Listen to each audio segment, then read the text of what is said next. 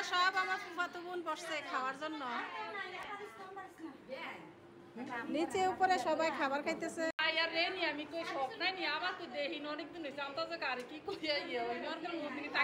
আমার সাথে পড়তো, আমার মেয়ে।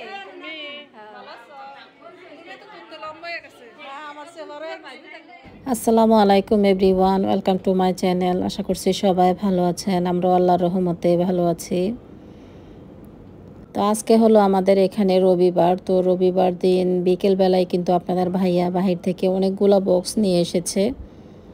তা আমি কিন্তু বলিনি তাকে বক্সগুলো নিয়ে আসার জন্য, সে নিজ থেকেই কিন্তু অনেকগুলো বক্স কিনে নিয়ে এসেছে। আর এমনিতেই আমরা ফ্রিজে কিন্তু সবসময় বক্সের মধ্যে করে মাছ মাংস এগুলো রেখে থাকি।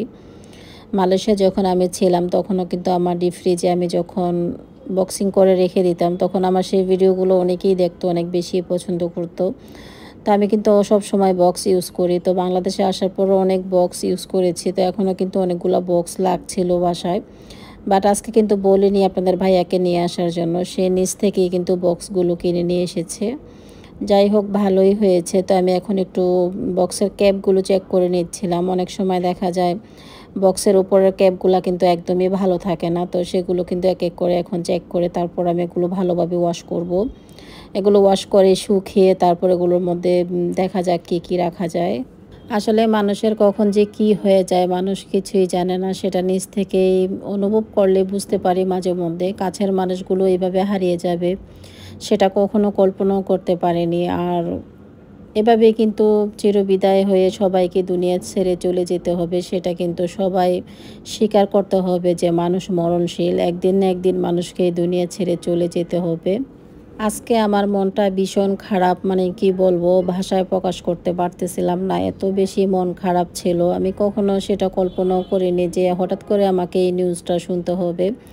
সকালবেলা ঘুম থেকে উঠে যখন আমি এই নিউজটা শুনতে পাই তখন আমার কাছে মনে হলো যে আমি মুখের ভাষায় হারিয়ে ফেলি, যে আমি কি বলবো আমি বুঝতে পারছিলাম না। তখন আপনাদের ভাইয়াকে আমি বললাম যে চলো আমরা সবাই মিলে এখন গ্রামে যাব আর কি।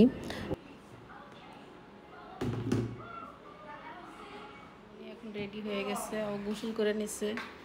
আমরা হঠাৎ করেই শুনতে পেয়েছি খবরটা যে আমার জ্যাঠার খবর। তো আমরা এখন রেডি হয়ে গিয়েছি। এখন সকাল কয়টা বাজে দেখি তো, আমরা যেয়ে পৌঁছাতে পারবো কিনা। এখন 7:44 বাজে, জানাজা হবে 2টার দিকে। এদিকে মিরাও রেডি। আমি আরও ভোরবেলা যদি শুনতে পেতাম। গতকাল রাতে 3টার দিকে আমার জ্যাঠা মারা যায়, তো আমি সকালবেলায় খবরটা শুনতে পেয়েছি। তো সাথে সাথে রেডি হয়ে গিয়েছি। এখন আমরা সবাই রেডি, রওনা হচ্ছি। সবাই দোয়া করবেন আমাদের জন্য, যাতে করে আমরা এখন যেয়ে আবার বিকেলের দিকে ফিরে আসতে পারি।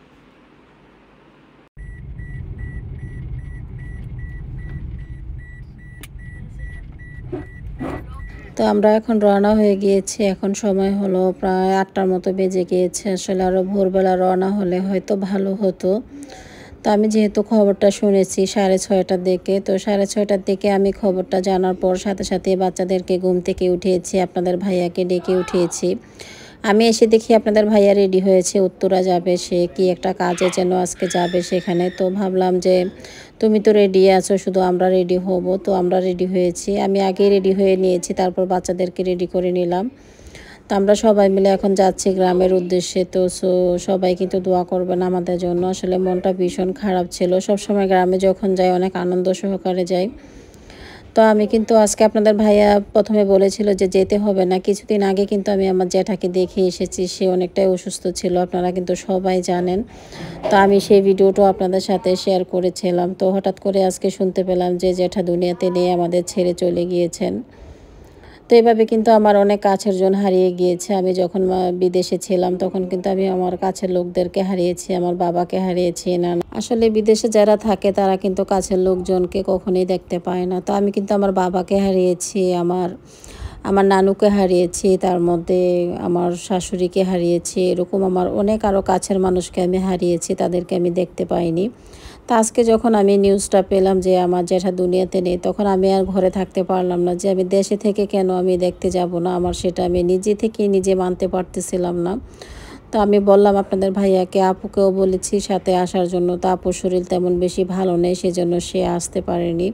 তো আমরা সবাই মিলে সকালবেলা রওনা হয়ে গিয়েছি। আমরা পানি খেয়েও বাসা থেকে রওনা হতে পারিনি, আসলে এত তাড়াহুড়োর মধ্যে ছিলাম। যেহেতু জ্যাঠার জানাজা হবে জোহরের নামাজের পর হবে আর কি, তো 2টার দিকেই মনে হচ্ছে যে জানাজা হবে, তো 2টার আগে আমাদের গ্রামে পৌঁছতে হবে। তো আপনাদের ভাইয়া রেডি হয়ে নিয়েছে, বাচ্চাদেরকেও রেডি করে নিয়েছি যাতে করে তারা যেই জানাজায় মানে উপস্থিত থাকতে পারে আর কি। তো সকালবেলা যেহেতু আমরা কোনো কিছুই খেয়ে রওনা হতে পারিনি বাসা থেকে, সেজন্য ভাবলাম একটা রেস্টুরেন্ট থেকে আমরা নাস্তা করে যাই। সবসময় তো আমরা অনেক মজা করে আনন্দ করে এই গ্রামে যেয়ে থাকি, বাট আজকে একটু অন্যরকম আর কি। তো সবাই নাকি চলে এসেছে, আমি ফোন করেছিলাম আম্মুকে যে তোমরা আসো, সবাই কিন্তু চলে এসেছে। তো যেহেতু সবাই গ্রামে থাকে সেজন্য আশেপাশে কাছ থেকে সবাই কিন্তু চলে এসেছে, আর ঢাকা থেকে শুধু আমি যাচ্ছি। তার মধ্যে আমার এক জ্যাঠাতো বোন আছে, সেও যাচ্ছে, মানে যার বাবা মারা গিয়েছে সেও যাচ্ছে ঢাকা থেকে। তা আমরা দুজন শুধু যাচ্ছি ঢাকা থেকে, আর সবাই কিন্তু গ্রামেই থাকে। আর খবর শোনার সাথে সাথে সবাই কিন্তু চলে এসেছে। ভাগ্য ভালো যে আম্মু গ্রামে ছিল। কিছুদিন আগে আমি গ্রামে গিয়েছিলাম আমাদের ছাদ ঢালাইয়ের সময়, তখন কিন্তু আম্মুকে বলেছিলাম আমার সাথে আসার জন্য। তো আম্মু কিন্তু বলেছিল যে তোমার জ্যাঠার অবস্থা ভালো না, আমি কিন্তু এখন যেতে পারবো না, কখন কি হয়ে যায় সেটা কিন্তু বলা যায় না। আসলে কিন্তু ঠিকই জ্যাঠার যে অবস্থা ছিল, আমার ভাই কিন্তু দুবাই থেকে চলে এসেছে, তার মধ্যে আমার জ্যাঠাতো বোনেরাও কিন্তু সবাই পাশে ছিল। আসলে আমার জ্যাঠার মৃত্যুটা নাকি খুব ভালোভাবেই হয়েছে, দোয়া কালাম পড়ে নামাজ পড়ে সব কিছুই কিন্তু সে করতে পেরেছে। তার কথাগুলো খুবই সুন্দর ছিল, আমি যখন গিয়েছিলাম আমাকে অনেক দোয়া করে দিয়েছে, তার মধ্যে অনেক কথা বলেছে আমাদের সাথে, অনেক বেশি ভালো লেগেছে। তো এখন যখন আমরা যাচ্ছিলাম তখন তার স্মৃতিগুলো বারবার শুধু মনে পড়ছে। তো এই যে আমরা কিন্তু এখন চলে এসেছি, আমি এসেই কিন্তু আমার জ্যাঠার ঘরে আগে চলে এসেছি জ্যাঠাকে দেখার জন্য। তো জ্যাঠা তো এই যে এগুলা সব আমার ফুফাতো বোন বসছে খাওয়ার জন্য,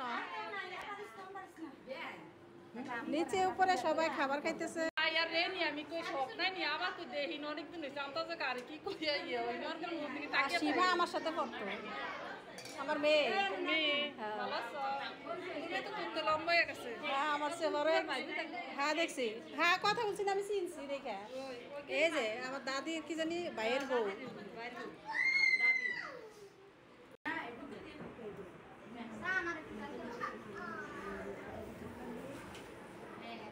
খাইতেছে দেখছো?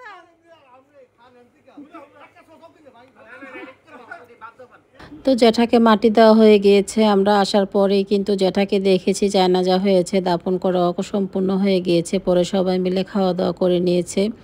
আসলে আজকে অনেক বছর পর কিন্তু সবার সাথে দেখা হয়েছে, খুবই ভালো লেগেছে। প্রথম যে গাড়িটা গিয়েছে সেটা আমার জ্যাঠাতো বোন গিয়েছে, এখন আমি চলে যাচ্ছি। তো আমরা সবাই কিন্তু যারা ঢাকা থেকে এসেছি সবাই কিন্তু এখন রওনা হয়ে যাচ্ছি দুপুরবেলায়। জ্যাঠাকে দাফন করার পরই সবাই খাওয়া দাওয়া করে নিয়েছে। আর আমার জ্যাঠাতো বোনদেরকে ভাইদেরকে তাদেরকে তো সান্ত্বনা দিয়ে রাখতে পারতেছিলাম না, তারা তো অনেক কান্নাকাটি করতেছিল জ্যাঠার জন্য, সেটা স্বাভাবিক, সবাই কিন্তু সেটা করে থাকে। তাও তো তারা দেশে থেকে তার বাবাকে দেখতে পেয়েছে, আর আমি তো বিদেশে থেকে আমার বাবাকে আমি দেখতে পাইনি। তো রাত হয়ে গিয়েছিল আমাদের বাসায় আসতে গিয়ে। আসলে অনেক বছর পর সবার সাথে যখন দেখা হয়েছে অনেক বেশি ভালো লেগেছে। আমার বিয়ে হয়েছে 20 বছর, 20 বছর পর কিন্তু সবার সাথে আমার দেখা হয়েছে। আমার ফুফাতো বোন, তার মধ্যে 2 ফুফু, কিন্তু আমার 2 ফুফুর মধ্যে দোনো ফুফুই আমার মারা গিয়েছে, তাদেরকেও আমি দেখিনি। 2 ফুফা ছিল, ফুফারাও মারা গিয়েছে। এখন আছে ফুফাতো ভাই, ফুফাতো বোনেরা, সবাই কিন্তু আজকে এসেছে। আজকে 20 বছর পর তাদের সাথে দেখা হয়েছে, আমার এত বেশি ভালো লেগেছে কি বলবো, ভাষায় প্রকাশ করার মতো নয়। তো অনেক বেশি আনন্দ পেয়েছিলাম ওদেরকে দেখে। ওরা সবাই একসাথে খাওয়া দাওয়া করেছে, কথা বলেছে, ওদের সবার ফোন নাম্বার নিয়ে এসেছে যে আগের মতো আমরা আবার দুষ্টুমি করব, কথা বলবো। তার মধ্যে চাচাতো বোন, জ্যাঠাতো বোন ওগুলা তো ছিলই, তারা কিন্তু একটু কাজে কর্মে ব্যস্ত ছিল, কেউ রান্না করছিল, কেউ খাওয়া দাওয়া দিচ্ছিল সবাইকে, সবাই ব্যস্ত ছিল অনেক বেশি। তা আমি যে আর তেমন বেশি থাকতে পারিনি, বাচ্চাদেরকে নিয়ে থাকা একটু কষ্টকর হয়ে যাবে। আর মেহমান কিন্তু অনেক লোকজন এসেছে, ঘর ভরপুর কিন্তু লোকজন ছিল। তা আমরা যারা ঢাকা থেকে গিয়েছিলাম সবাই কিন্তু আমরা চলে এসেছি। তো যাই হোক, সবাই আমার জ্যাঠার জন্য দোয়া করবেন, আল্লাহ তাআলা যাতে জ্যাঠাকে জান্নাতবাসী করে। জ্যাঠা খুবই ভালো মনের মানুষ ছিল। আমার বাপ চাচারা 5 জন, 5 জনের মধ্যে 3 জন চলে গিয়েছে, আর 2 জন চাচা আছে আমার শুধু, আর সবাই কিন্তু মারা গিয়েছে। তো পরে বাসায় চলে এসেছি, এটা পরের দিন ছিল। রাতের বেলা এসে আর কোনো কিছুই খাওয়া দাওয়া করিনি, শুয়ে পড়েছিলাম। আমি কোনো কিছু গ্রামে যেও খেতে পারিনি, আমার মনটা খুবই খারাপ ছিল, শুধু বাচ্চাদের জন্য। তা না হলে আমি কিন্তু থেকেই যেতাম সেখানে। আমার এত বেশি ভালো লেগেছিল, সবাইকে দেখে আমার ইচ্ছে করছিল না যে ঢাকায় আমি ফিরে আসি, আমার সেখানেই কিন্তু মন বারবার ছুটে যাচ্ছিল। তো কিছু করার নেই, কিছু এমন একটা সিচুয়েশনের মধ্যে আসলে কিন্তু কিছু করার থাকে না। তো চলে এসেছি ঢাকায় বাচ্চাদেরকে নিয়ে। তো বাসায় আসার পর আমি রান্নাবাড়া করে নিয়েছি। এখানে বেগুন ভেজেছি, তার মধ্যে খাসির রেজালা রান্না করেছি আজকে, তার সাথে করলা ভাজি করেছি। সকালবেলা ঘুম থেকে উঠে আপনাদের ভাইয়া ছাদে চলে গিয়েছিল, সে আসার সময় সবজিগুলো নিয়ে এসেছে। তো বেশ পরিমাণে সবজি আমি ফ্রিজে কেটে রেখে দিয়েছি, আর এখানে আমি খাসির রেজালাটা বসিয়ে দিয়েছি, সম্পূর্ণ মশলা মাখিয়ে কিন্তু বসিয়ে দিয়েছি। আসলে মনটা আজকে ভীষণ খারাপ, আমার শুধু বারবার গ্রামের কথা মনে পড়ছে। আর আসার পর আম্মুকে অনেকবার কল দিয়েছি, সবার কী অবস্থা, সবাই কেমন আছে। আসলে সবাই নাকি চলে গিয়েছে, কেউ আছে কেউ রয়েছে, 4 দিন পর্যন্ত নাকি সবাই থাকবে। তো আমি আর থাকতে পারিনি, যেহেতু আমার বাচ্চাদের পড়া আছে, সেজন্য আমাকে চলে আসতে হয়েছে। আর তো এদিকে আমার মাটনটা অলরেডি রান্না করা হয়ে গেছে, মাটন রেজালা আজকে রান্না করেছি। আমি এখন একটা বাটিতে নিয়ে নিচ্ছি। আসলে আজকেও মনটা ভীষণ খারাপ, মনটা ভালো নেই। গ্রাম থেকে যখন আসছি তখনই মন খারাপ, গ্রাম থেকে আসলে আমার এমনিতেই ভালো লাগে না।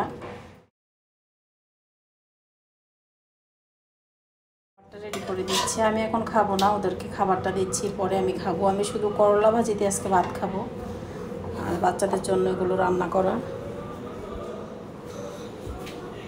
শালীন আসো।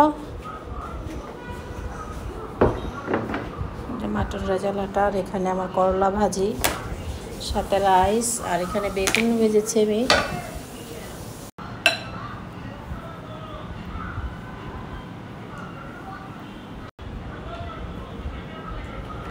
আমি সবসময় রান্না বাড়া করে গরম গরম বাচ্চাদের খাওয়ানোর চেষ্টা করি। এইভাবে যদি রান্না করে টেবিলের উপরে রেখে দিই, ওরা নিচ থেকে একদম হাত দিয়ে খেতেই চায় না। সেজন্য ওদেরকে এখন খাবারটা দিয়ে আমি চলে এসেছি শুয়ে থাকার জন্য। আমার মনটা ভীষণ খারাপ লাগছে। এখন আম্মুর সাথে একটু ফোনে কথা বলবো, আর আজকের ভিডিওটা এডিটিং করব।